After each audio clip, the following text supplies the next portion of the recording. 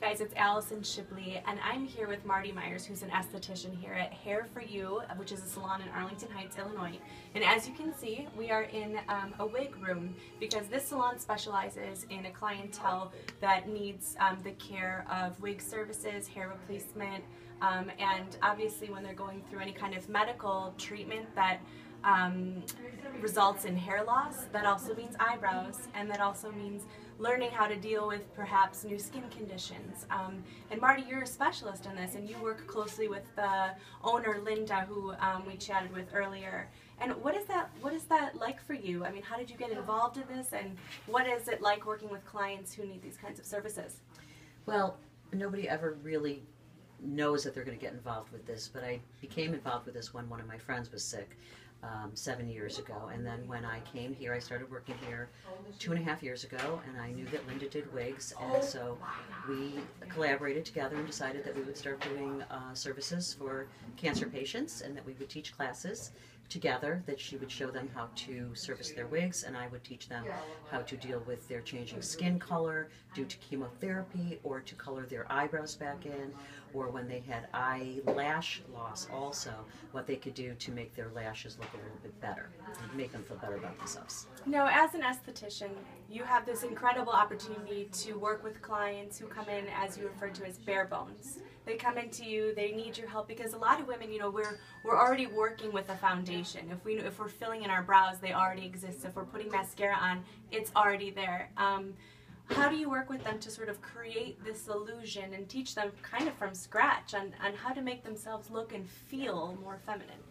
Well, everybody's eyebrows actually are part of their face, and if you follow the lines that are supposed to be there, just doing what I do, you know where they're supposed to be. Mm-hmm. And normally I start with a client who still has their hair. When they come in, they've just normally been diagnosed, and so I see what they look like, and I just make a mental note of that, and then I tell them what I can offer them, and usually they'll come to me afterwards and ask me how to help them. And I have all kinds of different products to show them how to color their eyebrows back in.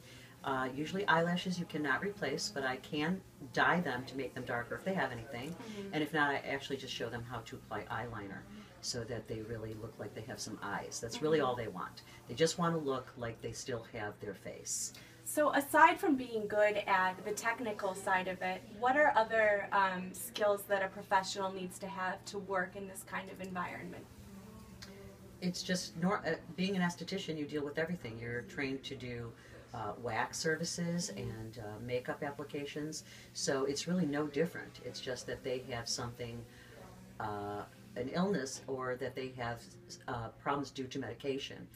But the way that you interact, the consultation, the emotional side of it, you know, it's really, this is a really intense time in their life when they do come into your chair. I think that the emotions that you have, all that you really want to do is make the person smile. That you look at them, you see what they have, you're a grown adult, you know that what they're facing, and all you want to do is to try to help them feel better about themselves when they walk out the door. And if you can achieve that, and then they actually want to continue to do that for themselves on a daily basis, then you've really done your job. So tell us about how Hair For You helps with that. So you guys have seminars or workshops?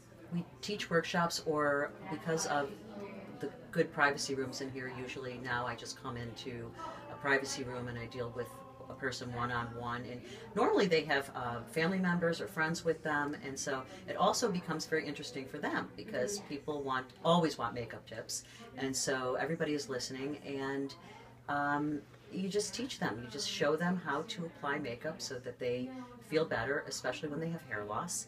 And which is it's actually very simple. It just takes a little bit of practice. Okay. So if they're willing to try and they're willing to listen to you, then normally it works out just fine. Okay. So can you tell me a story about a client that you got to work with that, you know, that kind of makes all of the hard work, the long hours, all of that worth it? Well, it's always worth it for all of them, because it's a lot of emotion on their part.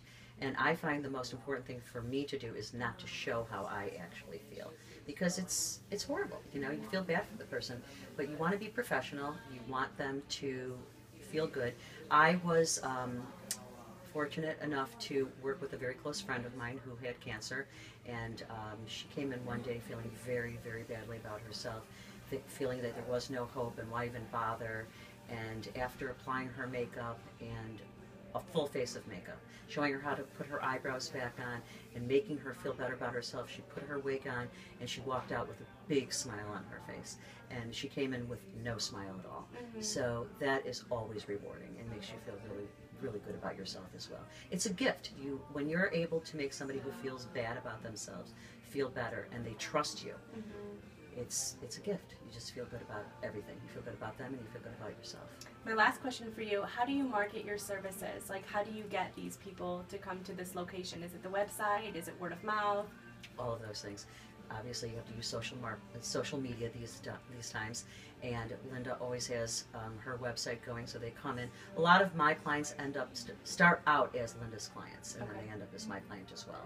And I also have my own clients who come in and they end up being Linda's clients because they're my clients. Nobody is ever told when they're going to get sick, and so when you do, they know we're here. A lot of my clients obviously don't start out to be cancer patients, but when you do know somebody, they've heard about us, this community is very close, everybody talks about everybody else, so they know that we're here and what we can do for them, and that's how we get our clients. You guys are doing a fantastic job. Thank you so much for opening your doors to us, to kind of get a glimpse into what this is all about and how you make the world a more beautiful place. So thank you so much. And guys, we just wrapped up September Breast Cancer Awareness Month, or led into October's Breast Cancer Awareness Month. There's always something you can do year-round to make this not only an amazing opportunity for your clients, but also for your business. And you can visit Hair for You's website, Arlington Heights, Illinois. And again, thank you to Marty and Linda.